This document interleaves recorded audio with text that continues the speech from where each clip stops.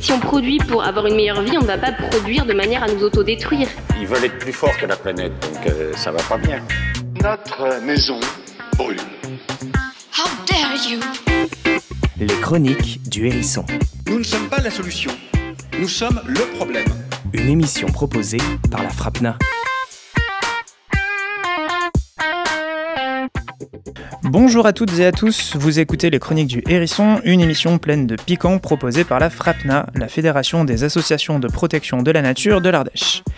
Dans ces chroniques, nous traitons de l'écologie sous toutes ses formes, la culture, la philosophie, l'art, les sciences et les initiatives locales. La nature est partout et vous invite à ce rendez-vous frapnesque sur Fréquence 7.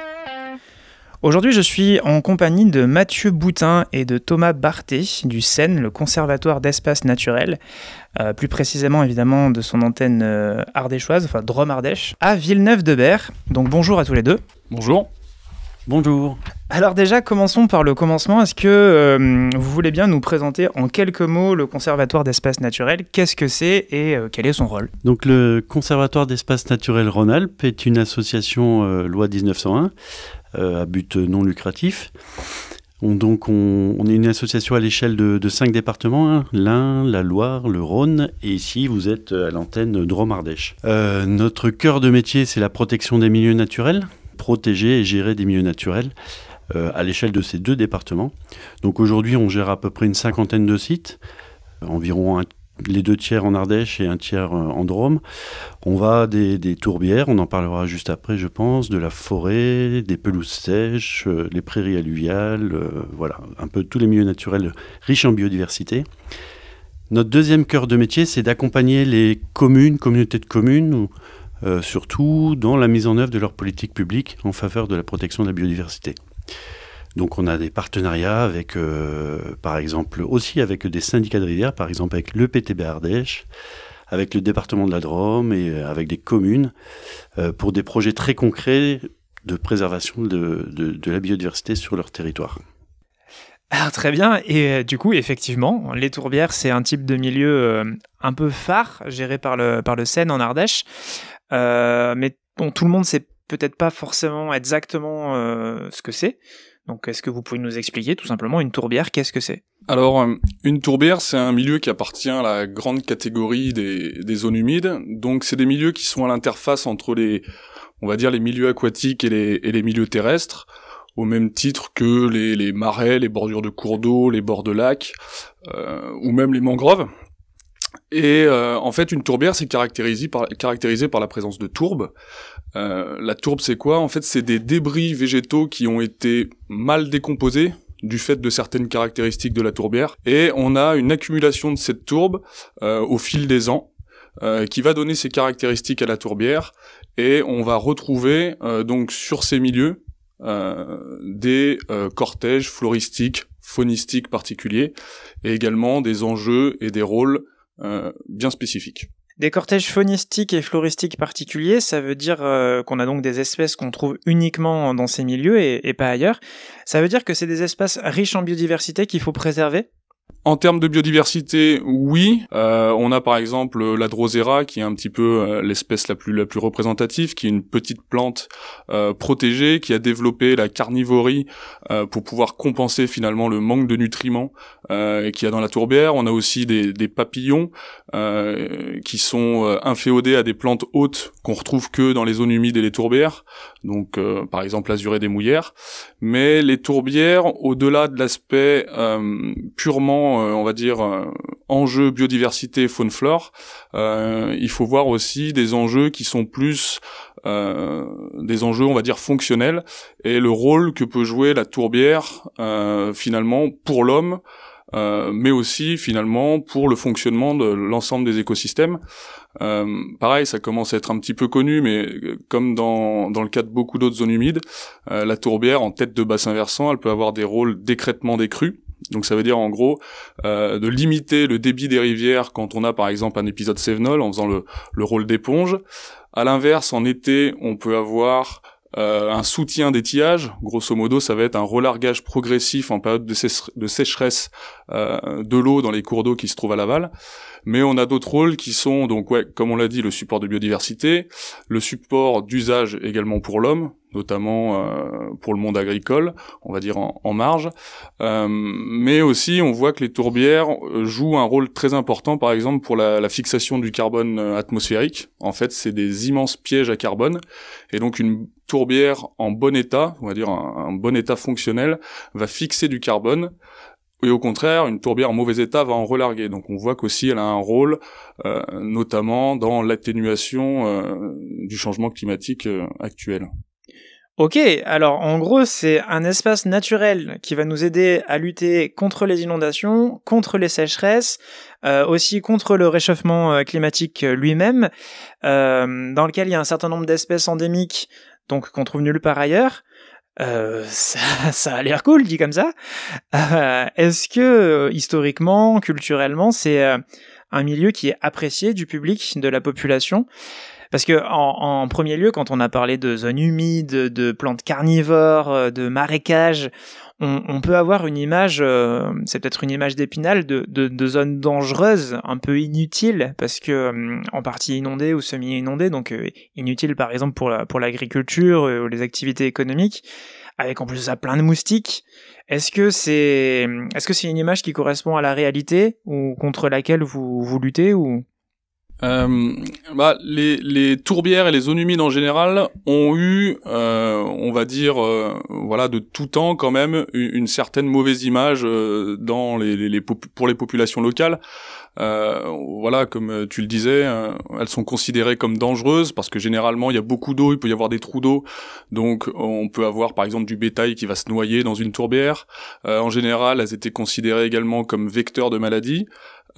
Et par exemple, les plus importants marais tourbières, leur assèchement, il est pas récent, hein. Ça fait des centaines et des centaines d'années qu'on draine les tourbières, les marais, notamment pour étendre, on va dire, les surfaces agricoles utilisables, mais aussi parce que elles étaient vraiment mal vues.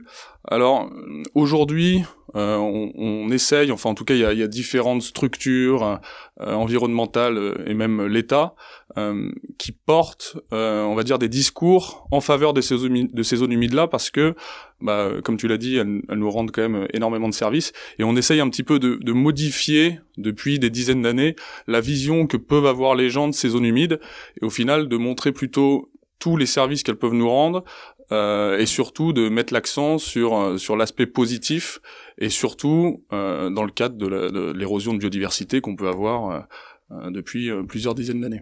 Alors ça me donne envie de vous poser la question à tous les deux, pourquoi on gère un espace naturel? Est-ce que c'est pour défendre le droit d'exister de ces espèces, de ces espaces en eux-mêmes, ou est-ce que on va raisonner en termes humains? On va gérer des espaces pour continuer à bénéficier des services gratuits que ces espaces nous rendent. C'est un petit peu tout en même temps. En fait, la protection de la nature, on va dire, comme elle a été conçue au début, on va dire, et même nous dans les années 60 par exemple avec les parcs nationaux, ça a été plutôt, on va dire, pour schématiser, une mise sous cloche des espaces naturels, et qu'il fallait protéger finalement, on va dire, intrinsèquement pour leur beauté ou pour la faune et la flore qui y étaient. Mais cette vision-là, elle a changé, on va dire, depuis plusieurs dizaines d'années, parce que on parle de milieu naturel, mais en fait, on a très peu de milieux naturels au sens propre du terme, c'est-à-dire que les milieux qu'on a, surtout en France et en Europe, c'est des milieux, en grande partie, qui découlent de l'action de l'homme, de la main de l'homme, qui ont été façonnés par l'homme, et qui le sont toujours. Et finalement, une mise sous cloche et exclure les activités humaines des milieux naturels fait que on va perdre certains milieux naturels et énormément d'espèces qui y sont inféodées. Une pelouse sèche, par exemple, si on arrête de l'entretenir par pâturage, petit à petit, elle va s'embroussailler, elle va se boiser. Donc, on va lui donner plus de naturalité, mais en même temps, on va perdre tout le cortège faunistique et floristique qui est associé.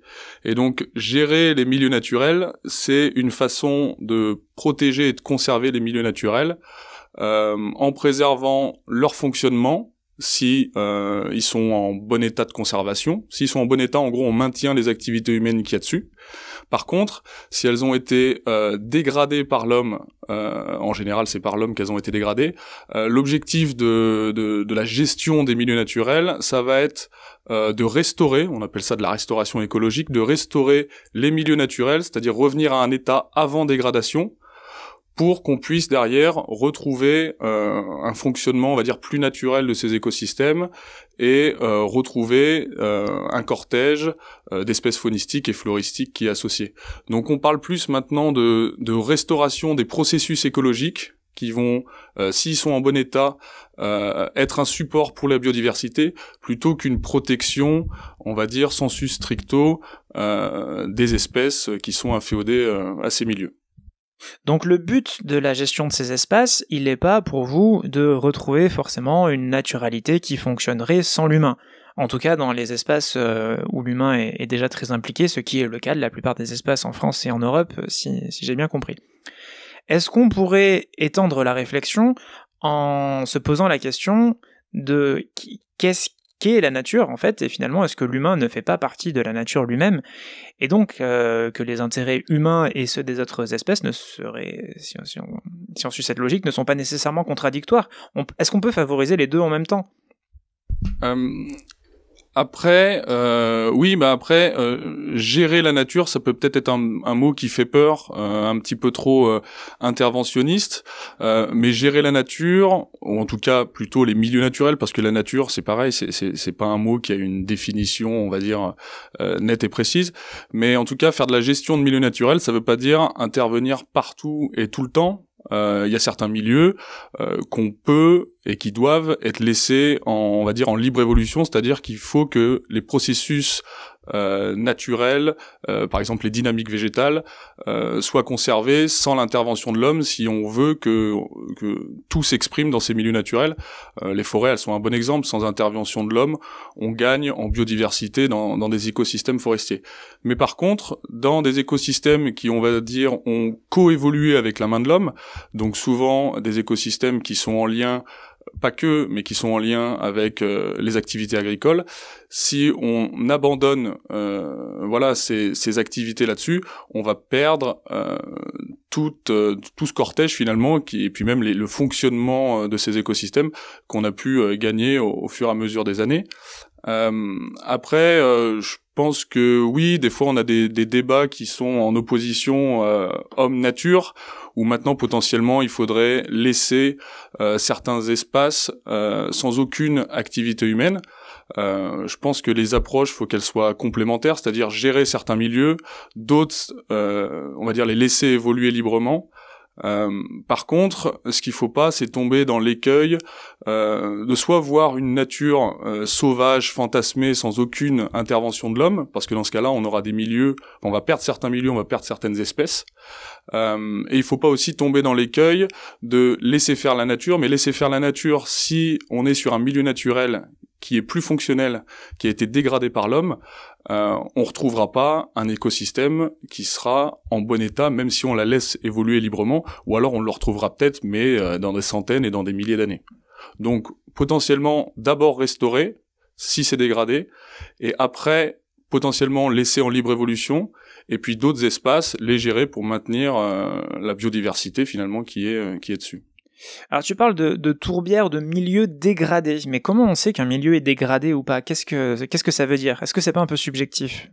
Si on prend l'exemple des zones humides et des cours d'eau en général, on a, sans intervention de l'homme, des processus physiques, chimiques et biologiques qui sont propres aux écosystèmes fluviaux, aux écosystèmes de zones humides.